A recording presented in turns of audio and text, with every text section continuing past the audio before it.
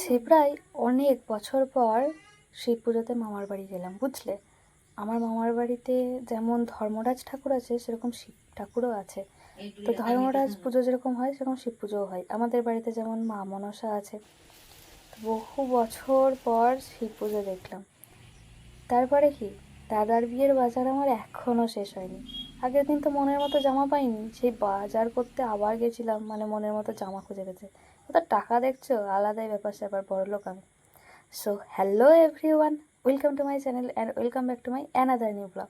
তো আমি সুদীপা আবারও চলে এসেছি নতুন একটা ব্লগ ভিডিও নিয়ে তোমাদের সামনে। তো আমি তো খুব ভালো আছি, আশা করি তোমরাও সবাই খুব খুব ভালো আছো। দিনটা ছিল 11ই এপ্রিল। আমি একদম রেডি হয়ে গেছি, আর পুচকে পাচকাদের সঙ্গে খেলাধুলো করছি, আর কে আমাকে বেশি চুমু খেতে পারে সেটা নিয়ে কম্পিটিশন চলছে। আর কে আমার কোলে চাপবে, কে সামনে থেকে মুখ দেখাবে, সেই নিয়েও একটা কম্পিটিশন চলছে, বুঝলে, জোর কদমে কম্পিটিশন। তো এরাই হচ্ছে আমার বেঁচে থাকার রসদ, বুঝলে। দেখে বুঝতেই পারছো, আমাদের ঘরের তিনটে মহারানী, তিনটে প্রিন্সেস, তার মধ্যে দুজন রয়েছে আর একজন তো নেই। মায়ের তো মনে বেশ আনন্দ, বাপের বাড়ি যাচ্ছে বলে কথা আবার। তো আমি একদম রেডি হয়ে গেছি। এই ড্রেসটা না আমার খুব প্রিয়, বুঝলে। আর হাতটা দিয়ে কি দেখাতে চাইলাম বুঝতে পারলে, আসলে গার্লস লেখা ছিল। তো আমি নিজে গার্ল হয়ে আমার জামাতেও একদম গার্লসের স্ট্যাম্প রয়েছে, সেটা বেশ ভালো, বুঝলে। আমি রেডি হয়ে গেছি, কিন্তু অন্যান্য দিনের মতো সেই একই অবস্থা, মা অত তাড়াতাড়ি রেডি হবে না। তো এই যে বাস স্ট্যান্ডে চলে এসেছি, আর এসেই যেটা দেখি, উল্টো দিক থেকে বাসগুলো আসে, কিন্তু আমরা যেদিকে যাব সেই দিকের বাসগুলো আর আসে না। আর স্বাভাবিকভাবেই স্টেট বাসে যাব, কারণ তাড়াতাড়ি পৌঁছে যেতে পারবো আর সময়টাও অত লাগবে না। এসে অনেকক্ষণ থেকেই প্রায় দাঁড়িয়ে আছি, দাঁড়িয়ে থাকতে থাকতে বোর হয়ে গেছি। আর মা বুঝতেই পারছো বাপের বাড়ি যাবে, আমিও যাব মামার বাড়ি। তো এতক্ষণ অপেক্ষা করতে কি আর ভালো লাগে বলো। কিন্তু এটাই হয়, যখন যাই, যেদিকে যাই সেদিকে বাস পাই না। মা তো ওয়েট করতে করতে বসে পড়েছে, আসলে ওখানে বসার সেরকম একটা জায়গাও নেই, আর অতক্ষণ দাঁড়িয়ে থাকতে থাকতে মায়ের পা কোমর ব্যথা করে। তো কি আর করবো, উপায় না পেয়ে মাকে বললাম চলো লোকাল বাসে যাই, কাটাভাবে যেতে হবে। তো অর্ধেকটা মানে সাঁইথিয়া অবধি যাওয়ার জন্য একটা বাসে চাপলাম। তারপর সাঁইথিয়া থেকে আবার সিউড়ি যাব। আসলে একটা না গেলে কি হয়, তাড়াতাড়ি চলেও যাওয়া যায়, স্টেট বাসে আর কি তাড়াতাড়ি যাওয়া যায়। তো এসে দেখছি এখানে বেশ ফাঁকা ফাঁকা, মানে সাঁইথিয়াতে যেখানে বাস স্ট্যান্ডটা এখন নদীর পাড়েই, নতুন বাস স্ট্যান্ডটা যেদিক দিয়ে যাওয়া হয় সেই ব্রিজটা তো অনেক দিন ধরেই খারাপ হয়ে গেছে, এই জীবনে আর ঠিক হবে কিনা সন্দেহ আছে। তো যাই হোক একটা বাস পেলাম, অনেকক্ষণ পরেই ছেড়েছে, সিট পেয়েছিলাম এই অনেক। লোকাল বাসে এইটাই ভালো ব্যাপার যে সিট পাওয়া যায়, কিন্তু অনেক টাইম লাগে যেহেতু দাঁড়াতে দাঁড়াতে যাই। আর স্টেট বাসে তোমার সিটের গ্যারেন্টি থাকে না, কিন্তু তাড়াতাড়ি যাওয়া যায়, আর ভাড়াটাও অবশ্যই কম। তো যাই হোক যাচ্ছি, এখনও লাইটিংগুলো রয়েছে, ঈদ তখনও হয়নি, মনে হয় তার পরের দিনই সম্ভবত ঈদ ছিল, না তার পরের দিন, এক দুদিন পর, না যাই হোক কিছু একটা, অতটাও খেয়াল নেই কবে যেন ছিল। যাই হোক এই যে সিউড়িতে ঢুকেই গেছি, দেখেই বুঝতে পারছো তিলপাড়া ব্যারেজে এটা। মোটামুটি জল রয়েছে, তবে অন্যান্য সময় না প্রচুর ওখানে পানকৌড়ি, তারপর আরও অন্যান্য পরিযায়ী যে পাখিগুলো থাকে তাদের দেখা মেলে। এখন অতটাও দেখা যাচ্ছে না, ওই যে দূরে দু চারটে রয়েছে, একটু ভালো করে দেখলে তোমরা বুঝতে পারবে। জল তো রয়েছে, কিন্তু এই যে এখন এই জুলাই মাসে এই বর্ষাতেও পুরো শুকিয়ে একদম মনে হবে যেন প্লেগ্রাউন্ড হয়ে গেছে, ওখানে একদম খেলা যাবে, একদম পুরো শুকিয়ে গেছে, একদম যা তা অবস্থা। তো যাই হোক এই যে চলে এসেছি মামার বাড়ির রাস্তায় আর কি। টোটোতে করে আসিনি, বাসে করে এসেছিলাম, টোটো পাইনি। তো মাকে আর আমাকে হেঁটে হেঁটেই যেতে হচ্ছে, ওই জন্য ব্যাগও রয়েছে, ব্যাগগুলো বেশ ভারীও বটে, মাকে বইতেও হচ্ছে। অনেকটাই দুপুর তখন, 11:30 12টা, না 12টা পেরিয়ে গেছে ঠিক মনে নেই। হাঁটছিলাম তখনই মায়ের এক বান্ধবী সে আসছিল তাদের গাড়িতে করে, তো তারা আমাদেরকে গাড়িতে চাপালো। যাই হোক মায়ের কষ্টটা ভগবান বুঝেছে, বুঝলে, তাই জন্য মাকে আর কষ্ট করতে দেয়নি, মানে মাকে আর হাঁটতে হয়নি, গাড়িটা পাওয়া গেছে। আসলে ওখান থেকে না টোটো পাওয়া যায় না, আর অনেকটাই হাঁটতে হয়, 1-1.5 কিলোমিটার মতো। আর এই যে আমার স্কুল, এইখানেই আমি ক্লাস 1 থেকে 4 অবধি পড়েছি, আমার ছোটোবেলার স্কুল। হ্যাঁ আমি মামার বাড়িতেই থাকতাম। তো যাই হোক এসে দেখছি দিদা এই যে পুচকেটার সঙ্গে খেলা করছে। এই পুচকেটা কে বলো তো, আমার বন্ধুর মেয়ে। আসলে ওটা হচ্ছে ওর ঠাম্মা, মানে পুচকেটার ঠাম্মা, সম্পর্কে আমার মামিমা হয়, যে দিদার কাজকর্ম একটু করে দেয়, হেল্প করে দেয়, মানে যাবতীয় যা কাজকর্ম সেইগুলো আর কি করে দেয়। তো ওর ঠাম্মার সঙ্গে এসছে। আর এই পুচকেটার বাবা হচ্ছে আমার বন্ধু, আমরা একই সঙ্গে একই ক্লাসে একই স্কুলে পড়তাম, মানে আমি তো ছোটোবেলা থেকে এখানে থাকতাম মামার বাড়িতে, তখন এখানেই পড়তাম। ভাবো একবার কি অবাক করা কাণ্ড, বন্ধুর বিয়ে হয়ে গেল, মানে ছেলের বিয়ে হয়ে গেল, বাচ্চা হয়ে গেল, আর আমি মেয়ে হয়ে বিয়ে হলো না। এই দেখো কত টাকা, কিসের টাকা বলো তো, এই দেখো সবসময় না আমার ব্যাগ পকেটে বা ব্যাগে গীতা ভরা থাকে, একটা পকেট গীতা। আর এই টাকাটা হচ্ছে, আগের দিন তোমরা খেয়াল করেছো যে ভিডিওটা দিয়েছিলাম দাদার বিয়ের বাজারে, আমার কিন্তু জামা ছিল না। দাদা আমাকে ফোন করে জিজ্ঞেস করেছিল কি নিবি কি না নিবি, কিন্তু আমি কিছু বলিনি, তাই আমার জন্য কিছু নিয়েও আসেনি ভাবো। তাই আমাকে 2000 টাকা দিয়েছে, বলেছে তুই নিজের ইচ্ছে মতো কিনে নিস, মামার বাড়ি যখন আসছিলাম তখন তুই সিউড়ি যাচ্ছিস ওখানে বাজারে পেয়ে যাবি। আর এই 300 টাকাটা হচ্ছে আমি একটা পাঞ্জাবি ড্রয়িং করেছিলাম, যেটা তোমরা আমার রং মাখার মানে হোলির ভ্লগে দেখবে, আমার ভাইজির সাথে যেটা ছিল সেখানে আমি যখন সাজছিলাম ব্যাকগ্রাউন্ডে দেখতে পাবে। তো সেইটা আমি যে দাদাটা আমাকে করতে দিয়েছিল সেই দাদাটা ওই টাকাটা আমাকে দিয়েছে, মানে আজকে ওই দাদাটাকে দিয়ে দিলাম। যেহেতু এখানে আসছিলাম দাদাটার বাড়ি সিউড়ি, তো সিউড়িতেই ওই জন্য দিয়ে দিলাম। তো সেই পাঞ্জাবি পেইন্টিংয়ের টাকা, মানে আমার উপার্জনের টাকা। তো এটা হচ্ছে তার পরের দিন, অনেকটাই বড়লোক হয়ে গেছিলাম দেখলে অনেক টাকা পেয়ে। তো দাদুভাই সকাল সকাল উঠেই শিব পুজো জোগাড় যন্ত্র করছিল। 108টা তো ভোলে বাবার জন্য উৎসর্গ করা হবে বেলপাতা, আরও নানান দেবদেবী, যে গ্রাম দেবদেবী থাকে, গ্রাম্য দেবতা, তাদের জন্য বেলপাতা 8টা করে। আর এদিকে সব পুজোর জোগাড় যন্ত্র হয়েছে। এবছর পালি আমার দাদুদের বা দিদাদের যাই বলো না কেন, মানে দাদুর তো আরও অনেকগুলো ভাই রয়েছে, তাদেরও পালি পড়ে, তো এবছর আমার দাদুর ভাইদের পালি পড়েছে। সমস্ত কিছু জোগাড় করা হয়েছে। এটা কিন্তু তার পরের দিন, মানে 12ই এপ্রিল। ঠাকুরঘাটা বেশ সুন্দর লাগছে, মানে আমার দিদা বেশ গুছিয়ে রাখে।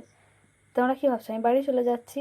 মোটেও না, পুজো দেখতে এসেছি, বাড়ি কেন যাবো? কিন্তু আমি সকাল সকাল রেডি হয়ে আমার মাসি আর মামার সাথে বাজারে যাচ্ছি। মানে অবস্থা ভাবছো, বাড়িতে পুজো, পুজো দেখবো, পুজোর জোগাড় যন্ত্র করবো, রেডি করবো, তা না, যাচ্ছি বাজারে।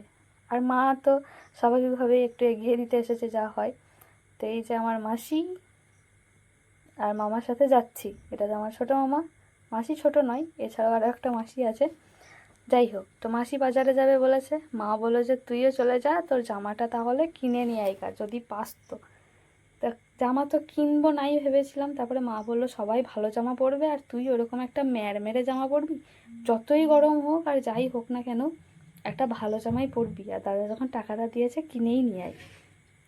তো এই ছোটো মামা তো আমার মামার দোকানে থাকে, জানো তোমরা যারা আগে ভ্লগ দেখেছো, আমার মামার মোবাইলের দোকানে।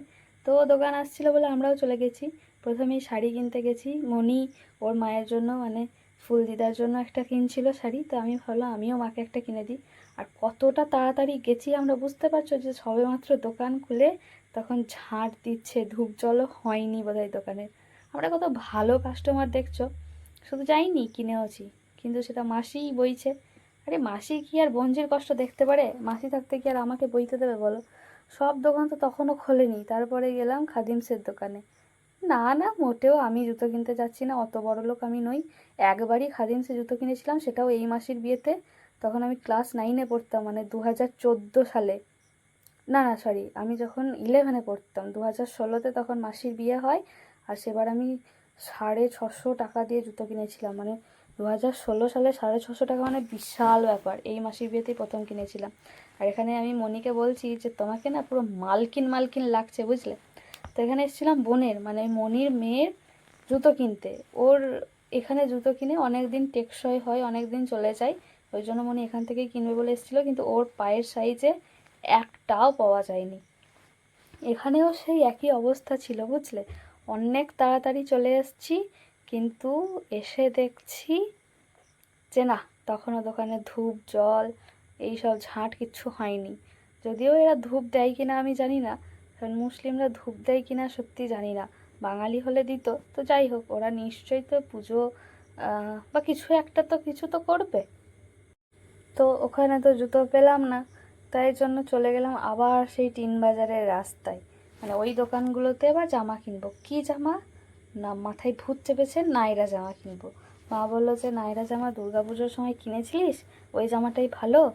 তো আমি ভাবলাম ঠিক আছে, ওই আগের দিন যেই দোকানে গেছিলাম কাজল আরও ওইদিকে নানা সমস্ত যে দোকানগুলো, ভাবলাম ওই দিকেই যাই, তাহলে ওখানে পাবো, পেতেই পারি, কারণ ওই জায়গাগুলোতে ভালো জামা থাকে।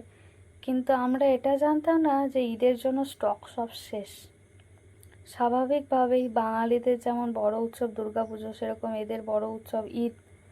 কাজলে গিয়েও সেই একই অবস্থা, দোকান সবেমাত্র খুলেছে, মোছামুছি করছে, যার জন্য আমরা বাইরে দাঁড়িয়ে আছি। আচ্ছা, সেদিন মনে হয় ঈদ শেষ হয়ে গেছিলো, বুঝলে? ঈদ শেষ হওয়ার পরেও বাজারে যাচ্ছে লোকে। তো গিয়ে দেখছি সেই বড় বড় জামা, মনি বলছে ভালো লাগছে নে, কিন্তু আমি সেই পণ করেছি না, এরা জামাই নেব না। এখানে পেলাম না, কম দামি পেলাম, এই 300-400 টাকা দামে।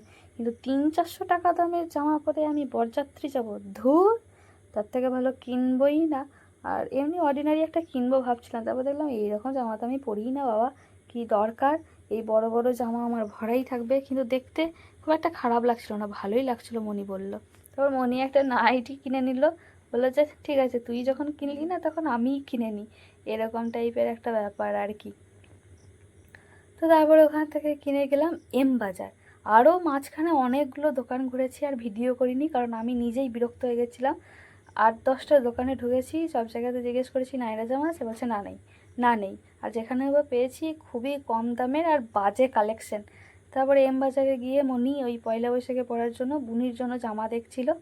আমি তো ওখানেও জামা কোনো কিছু পেলাম না, কিছু টপ পেলাম না। শেষে একটা বোতল নিয়ে বাড়ি ফিরেছি, 90 টাকা দাম নিয়েছিল। মুখটা বেশ ছোট ছিল, খুব ভালো লেগেছে বোতলটা দেখে, তাই জন্য নিয়ে নিয়েছি। ভেবেছিলাম এম বাজারে অন্তত ভালো কালেকশন পাবো, ভালো কিছু থাকবে, কিন্তু না, কপালে তাও জোটেনি। তারপর তো অনেক সকালে বেরিয়েছিলাম, কিচ্ছু খাওয়া দাওয়া হয়নি, তাই জন্য খেতে এসেছি। পেটে তো ছুঁচো তো ডন মারছে নাকি, জামা কেনা হোক আর না হোক খেতে হবে বস, তাই জন্য প্যাটিস খেতে এসেছি। চিকেন প্যাটিস খাবো ভেবেছিলাম, কিন্তু না, কপালে জোটেনি।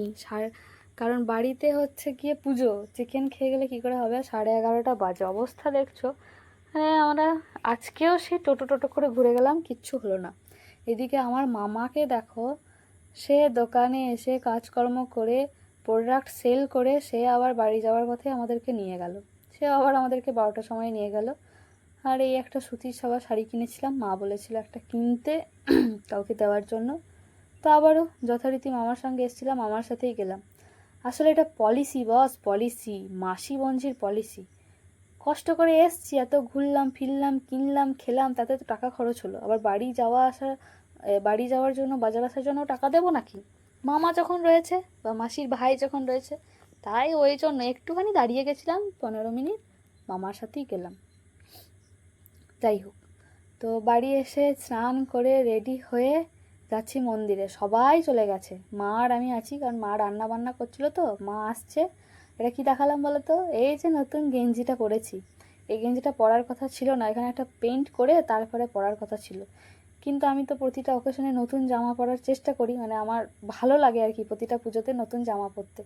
তার জন্য দেখলাম এটাই পরি, এটা বিশাল কোনো পুজো নয়, আর সবাই অত কেউ আসবেও না, শুধু আমার ওই মনেই এসেছে। তো এই 3/4 প্যান্টটা নতুন ছিল, পা দেখাচ্ছি না গো মোটেও তোমাদেরকে, আমি অতও বাজে নই। তো 3/4 প্যান্টটা নতুন ছিল আর এই গেঞ্জিটা নতুন ছিল, এই দুটোই পরেছি, বুঝলে। এসে দেখছি পুজো বেশ হচ্ছে, কিন্তু কেউ নেই। আর চড়া রোদ, সেদিন চরম রোদ ছিল, বাপরে, আর যা গরম। আর আটচালাও নেই, বারান্দাটাও একটুখানি। তো একটা মামিমা ছিল, দিদা দাদু, এদেরকে তো থাকতেই হবে, পুজো করছে। ঠাকুরমশাই তো অবস্থা খুবই খারাপ হয়েছিল। এরপরে তাও আস্তে আস্তে সবাই এসেছিলো 3:30-এর দিকে, 3-3:30-এর দিকে। আর আমি কিন্তু খাইনি, ভাত খাইনি, বাড়িতে কেউই খাইনি। পুজো শেষ হওয়ার পর ওই 3:45-এর দিকে খেয়েছিলাম বোধহয়। তো সবাই তারপরে এসেছিলো, এক ঘুম ঘুমিয়ে নিয়ে সবাই এখন খেয়ে দিয়ে ঘুমাচ্ছে। পুজো যখন শুরু হয়েছে 12:30, 1:45-এর দিকে বোধহয় পুজো শুরু হয়েছিল। যাই হোক, রোদে একদম অবস্থা সত্যিই খুবই খারাপ। একটু ঠান্ডা হলে খুব ভালো হতো, আর সেই অর্থে তো আটচালা বা কিছু ছিল না, যাই জন্য এরকম অবস্থা। এরপরে মা ওই হোমযজ্ঞ হবে সেটারই একটু জোগাড় যন্ত্র করছিল। পুজো দেখতে আমার বেশ ভালো লাগে, কিন্তু আমার আফসোস আমি ওখানে গিয়ে ভালোভাবে পুজো দেখতে পারছিলাম না, কারণ ওই একটাই রোদ, মারাত্মক গরম ছিল সত্যি। মানে ঠাকুরমশাইয়েরও অবস্থা খারাপ, যারা যারা উপোস করেছিল তাদেরও অবস্থা খারাপ। তারপর আবার ওই রোদে বসে যজ্ঞ করা, সত্যি হ্যাটস অফ, মানে চরম অবস্থা। তবুও ভগবানের পুজো তো, ওই জন্য কিছু মনে হয় না, সব কিছু বেশ পেরিয়ে যায়, সেভাবে কিছু বোঝাও যায় না। আর এই পুজো পার্বণ উৎসব অনুষ্ঠান আমার ভীষণ ভালো লাগে। তবে লোকজন বা এক দুজন সঙ্গী সাথী থাকলে আরও ভালো লাগে। আমার যে বোন আছে তিতাস, তার কোনো পাত্তা নেই, তাকে আমি ডাকতে গেছিলাম, সে ঘুমাচ্ছে, সবাই ঘুমাচ্ছে, সেইভাবে কেউ আসেনি। এই আমাদের গ্রামে যখন পুজো হয় না তখন দেখি প্রচুর লোকজন থাকে। আমাদের গ্রামটা ছোট, অত পুজো টুজো হয় না, কিন্তু এখানে দেখছি কেউ নেই। এই সেম পুজো যদি আমাদের গ্রামে হতো তাহলে কিন্তু সবাই থাকতো, বাড়ির পুজো হলেই সবাই থাকে, আর এখানে সব ঘুমাচ্ছে, এরকম ওরকম করছে। আসলে এর আগে না সবাই থাকতো, কিন্তু এখন দেখছি সব আস্তে আস্তে কেমন যেন পাল্টে গেছে, বুঝলে। অনেক দিন পর আবার দেখছি তো এই পুজোটা, ওই জন্যই হয়তো মনে হচ্ছে।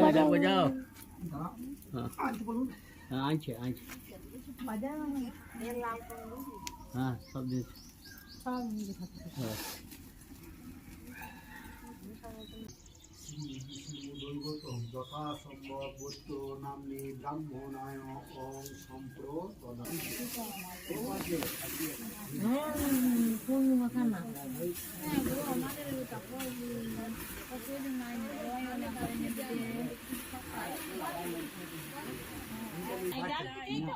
এই তো হোমযজ্ঞ হয়ে গেল, মানে পুজো আর শেষই ধরে নাও।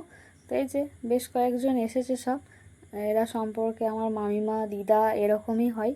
ঢাকিও এসছে, আর গ্রামে ছোট ছোট বাচ্চা ছেলে মেয়েরাও এসছে, তাদেরকে ফুল দিদা প্রসাদ দিয়ে দিচ্ছে। তো এই প্রসাদ দেওয়া হয়ে গেলেই সবাই বাড়ি চলে যাবে, বাড়ি গিয়ে খাওয়া হবে। আর আমিও এই পুজো মণ্ডপেই আমার ভ্লগটাও শেষ করছি। আশা করি তোমাদের ভালো লাগবে। তো যাদের ভালো লেগেছে বা কীরকম কী লেগেছে তারা অবশ্যই মতামত জানিও কমেন্ট করে। নতুন যারা আছো তাদেরকে আবারও বলছি, তারা প্লিজ আমার চ্যানেলটাকে সাবস্ক্রাইব করে দিও। আর যারা পুরনো রয়েছে আমার পরিবারের সদস্য, তারা আমাকে সাপোর্ট করো, ভালোবেসো, পাশে থেকো। এই ভিডিওটা আশা করি তোমাদের বেশ ভালো লেগেছে। তো সবাই লাইক কমেন্ট শেয়ার সাবস্ক্রাইব করতে একদমই ভুলো না। দেখা হবে পরের ভিডিওতে। একদম বাড়ির বিয়ে নিয়ে হাজির হব, বুঝলে।